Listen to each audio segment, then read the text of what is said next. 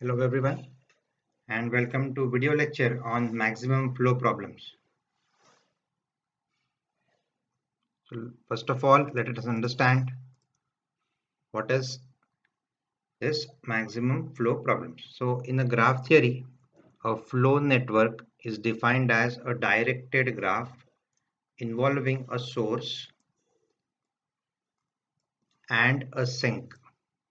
So there will be one source and there will be one sink, which is represented by S and T.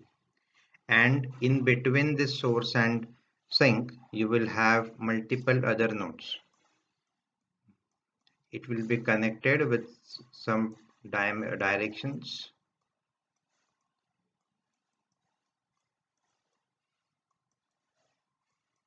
Okay, so each edge has an individual capacity, which is maximum limit of flow that edge could allow. Suppose for example you are suppose these are the two cities and you are using some transportation mode. So road as a transportation mode, then there will be some capacity of that mode, that is, let us say 5 tons or 5 kilometers or something like that. So between these two nodes there will be one capacity, and this capacity, the flow across this will not exceed its capacity. So whatever the capacity is given between two nodes, the same maximum limit is that capacity. It will not exceed beyond that. So in optimization theory, maximum flow problems involve finding a feasible flow through a flow network. This is called as a flow network that obtains the maximum possible flow rate. Now in this case you have to determine from source to sinks how much maximum you can transfer. Okay, so maximum flow is defined as the maximum amount of flow that the network would allow to flow from source to sink. So in this case, your objective function is to maximize the flow. So flow in the network should follow the following conditions. For any non-source and non-sink node, the input flow is equal to output flow. So you have a source, then you have a sink, and it between these two nodes you are having something, suppose such arrangement. So these two nodes are non-source and non-sink node. So whatever will be the input, it will be the output flow, right? So for any edge in the network, flow should be less than or equal to its capacity, and it is greater than 0. So you can see that the capacity between these two nodes is 2. So the flow cannot exceed the value of 2. Okay, so for example, if you just take and understand the difference between flow and capacity. So for example, if you are having a bridge which is connecting suppose two cities. Okay, so the capacity of this bridge is suppose 1 ton. Okay, if and so flow more than the capacity of the bridge will not be permitted, else the bridge will break. That is the basic difference between the flow and the capacity. So maximum weight that bridge can carry is only 1 ton. So if you exceed the capacity, the bridge will break. So it is restricted. The movement is restricted. So similarly, between these two nodes, if the capacity is 2, then maximum flow that can occur, which will be equal to 2. Total flow out of the source node is equals to total flow into sink node. Then net flow in the edges follows skew symmetry. That is, if you take f of uv, that will be equals to negative of vu. where UV is the flow from node U to node V.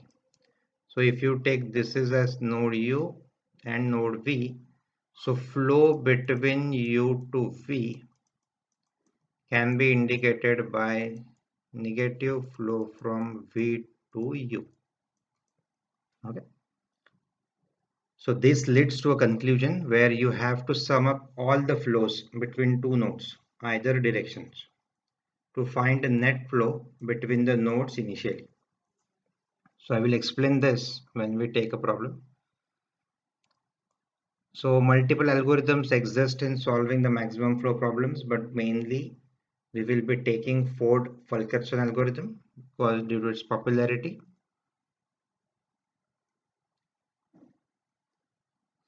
Now let us understand few basic terms related to Ford-Fulkerson algorithm.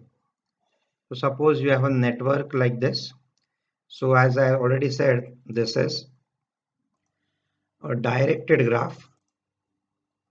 So you can see that there is a source, there is a sink, and between 1 to 2 the capacity is 7, right? Source, sink and capacity. Now bottleneck capacity is for a path. This is for a path. So if you consider a path 1, 2, 5, 7, 1, 2, 5 and 7, you could see that 7, 5 and 10 are the individual capacities across the flows. So the least capacity is 5. So even if you take 1 to 2 with 7 capacity, you can only forward 5 from here, right? So that's why this is called as the bottleneck for the path 1, 2, 5, 7. Okay. Similarly, if you consider 1, 3, 6, 7 path, so bottleneck for this path will be 4, because you can transfer up to 10 over this 3 point, then you can only take 7 forward, and then you can only take 4 forward. So ultimately you are getting only 4. So that's why that is called as a bottleneck. Then flow, again similar to that, in the flow of every node. So you cannot transfer 5 in this case, only 5 will be taken, and remaining 2 will be called as a residual capacity, right? Similarly, if you take 10 from 1 to 3, but you can only carry forward 7 from here, so here 3 will be called as residual capacity. Similarly, you can only take 4 over here, so 3 here will be called as residual capacity. So what is one term is remaining, that is augmenting path. So you have multiple paths from source to sink. So for example, you have one path 1, 2, 5, 7. You have another path 1, 2, 3, 4, 5, 7. So all the paths will be called as augmenting path, which are there from source to sink. Okay, so I hope you understand all the terms.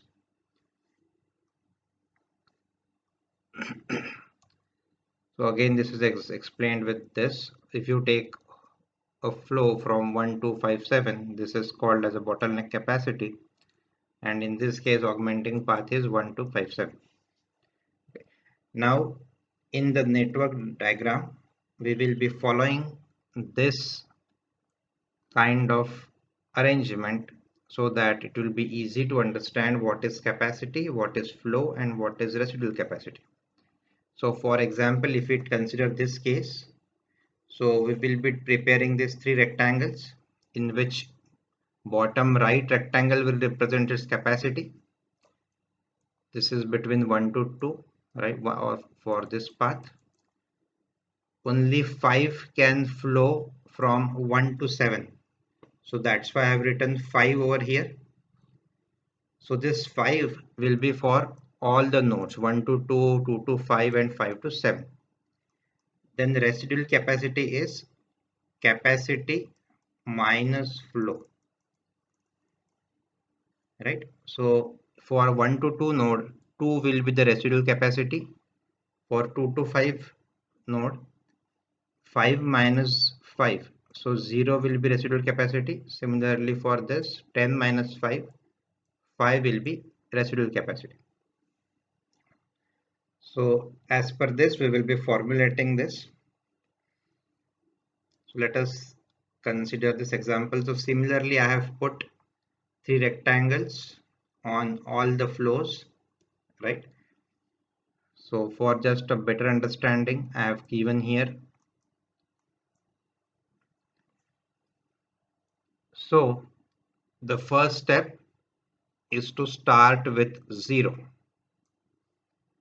from the source, right? So I have put the initially flow as 0 in each of the case. Okay. Now next step is to select one augmenting path. You can select any augmenting path randomly.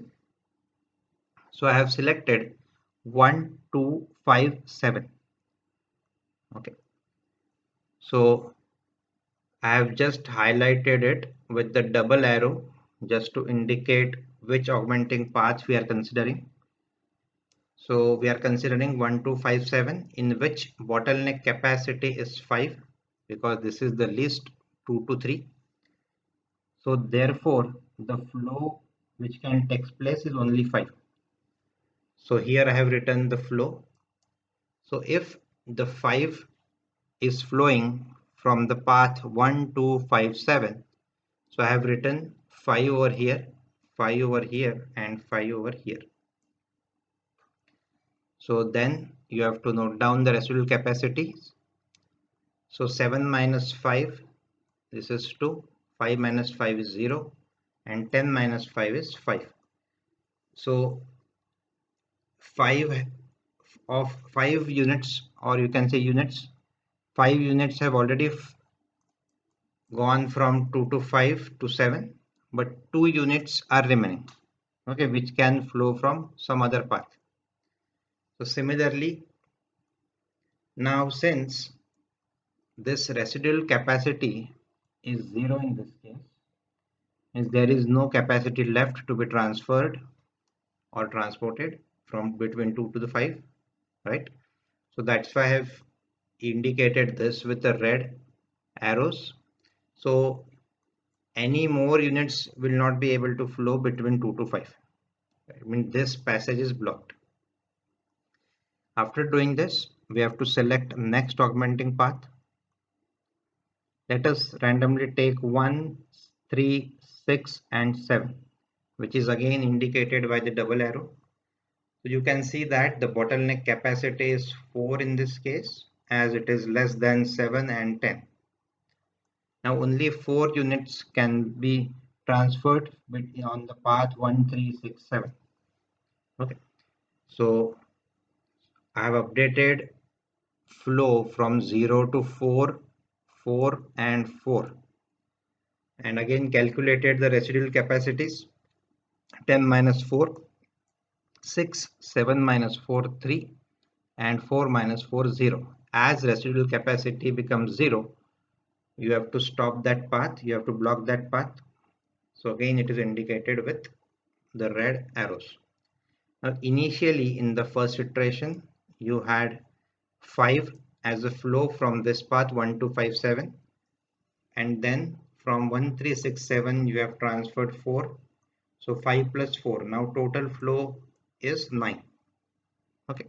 Then you have to select the next residual path, augmenting path. So now I have selected 1, 2, 4, 5, 7. It is indicated by blue, double blue arrows. Okay.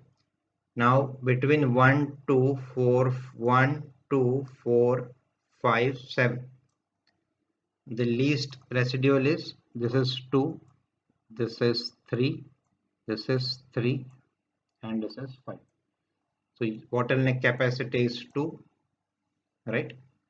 So we have to add this in the flow. Now it becomes 11. Then again you have to update the capacities. So 2 units which were residual between the path 1 to 2 now becomes 0. Then 3 minus 2, this should be 2 basically in this iteration. 3 minus 2 is 1. Then again this should be 2. 3 minus 2 is 1.